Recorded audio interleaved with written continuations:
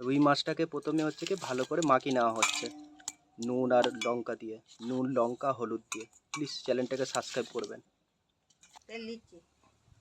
দাও, তেল তেল দিচ্ছে, মাছ ভাজা হবে।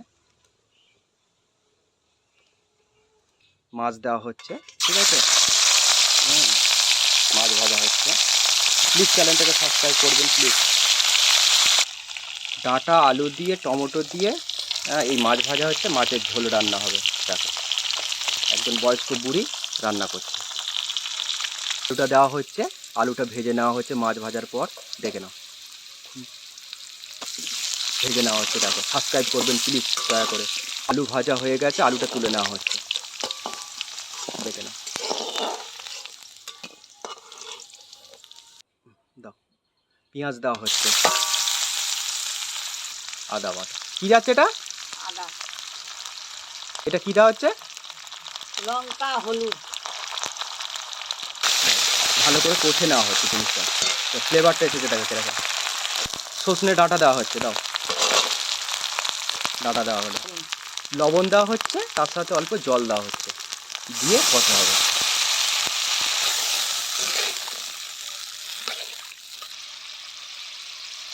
আলু দেওয়া হলো, আলু দিয়ে এবার কষবে।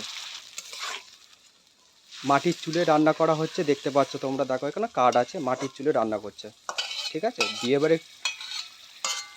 দিয়ে এবার ঢাকা দিচ্ছে।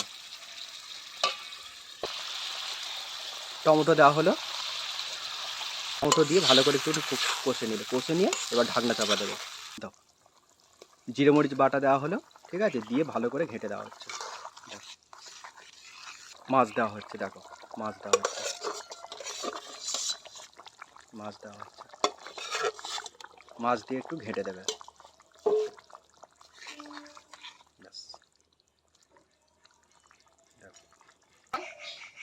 লাবি নেওয়া হচ্ছে, দেখে নাও।